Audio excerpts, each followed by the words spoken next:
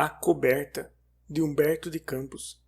Não há quem não conheça, em todo o Brasil, a fecundidade da mulher cearense, terra privilegiada e infeliz, em que a natureza, ao mesmo tempo, se destrói e se refaz. O Ceará constitui um caso curiosíssimo, pelo modo por que aumenta, no meio das maiores calamidades, a sua população. À semelhança dos dragões fantásticos dos belos contos medievais, cujo sangue, ao cair na terra, se transformava em legiões de guerreiros. Cada cearense que tomba de fome ou de sede rebenta, no ano seguinte, multiplicado por 10. E daí serem frequentes em todo o estado os casais com 20, 30 e até 40 filhos, que se espalham depois pelo mundo, honrando pelo talento e dignificando pelo trabalho o glorioso nome do Ceará.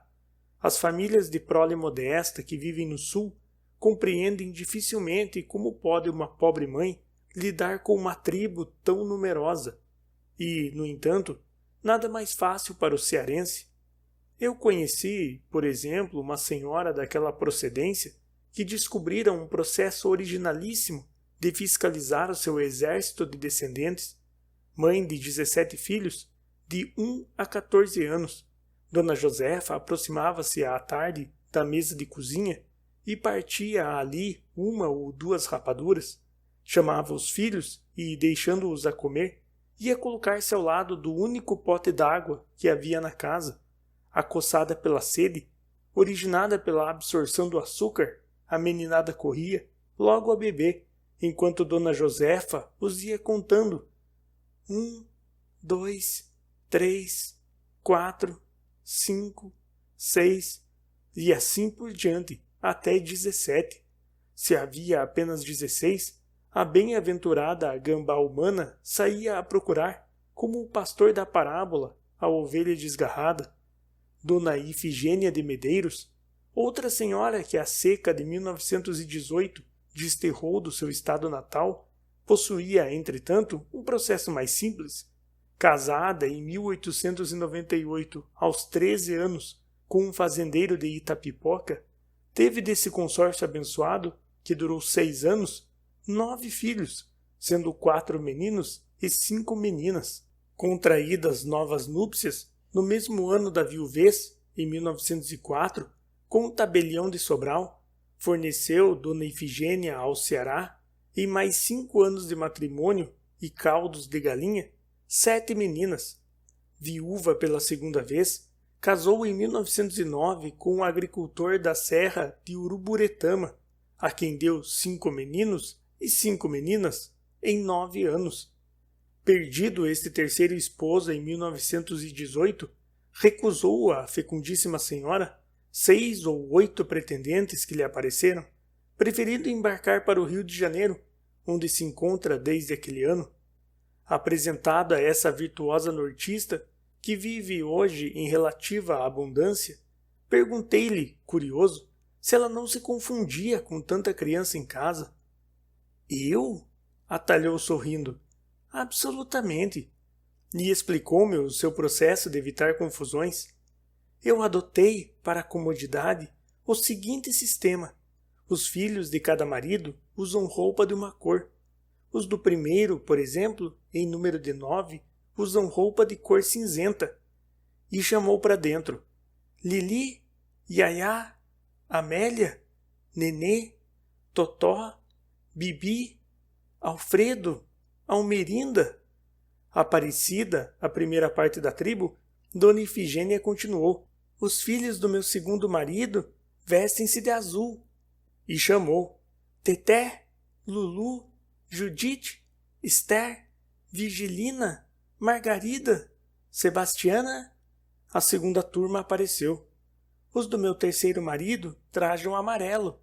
E gritou Jiquiriçá, Pindoboçu, Coema, Jaci, Lindóia, Ubirajara, Peri, Iracema, Jacaúna, Guaraciaba.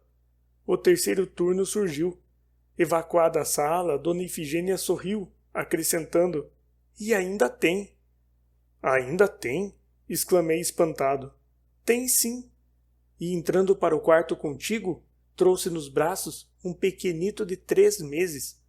Esse, nascido no Rio de Janeiro, vinha embrulhadinho numa coberta de retalhos, em que se misturavam o branco, o azul, o preto, o amarelo, o roxo, o rosa, o pardo, o verde, o encarnado.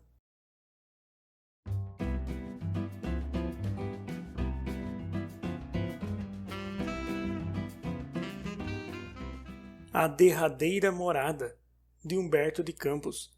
O administrador do cemitério de São Geraldo, Alfredo Costa Ximenes, residia há anos à Rua Real Grandeza, quando em março último, forçado a mudar de casa, foi alugar um prédio de segunda ordem, de que era proprietário o comendador Augusto Gonçalves Teixeira, que lhe foi dizendo logo, sem circunlóquios: o aluguel da casa é 520 mil réis, fora a pena d'água e a taxa sanitária. Além disso, para que eu lhe dê a chave, o senhor terá de pagar-me 6 contos de réis de luvas. Debalde, o honrado funcionário da morte, chorou, suplicou, implorou. O comendador mostrou-se inabalável na sua exigência e ele teve de arranjar, mesmo, as luvas para se não ver de uma hora para outra lançado à rua com a família. 2 meses depois desse episódio, estava o administrador, uma tarde, no seu posto, na secretaria da necrópole, quando parou ao portão, buzinando e rolando um cortejo funerário. Levado às suas mãos a papeleta fúnebre, o funcionário viu pelo nome que o morto era nada mais nada menos do que o seu senhorio, o comendador Gonçalves Teixeira, e teve, de repente, a ideia de uma represália. Chegou ao portão, onde o esquife já repousava, agaloado na carreta do cemitério, e recebendo da família a chave do caixão, mandou rodar o ataúde no rumo da sepultura.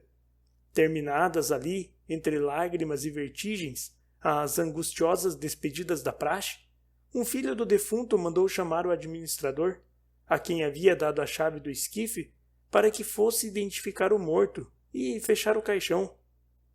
Pronto! Apresentou-se Ximenes, apertado na sua sobrecasaca preta. Que desejam? A chave! Explicou um parente do defunto. Suspendam a tampa do esquife, ordenou o administrador. Um amigo abriu o caixão funerário, onde jazia inteiriçado, vestido de preto o corpo do desventurado capitalista. Ximenes passou, meticuloso, a vista sobre o cadáver e, vendo-lhe as mãos nuas cruzadas sobre o peito bojudo, reclamou severo. E as luvas? Querem então que ele desça à derradeira morada sem as luvas? E não entregou a chave.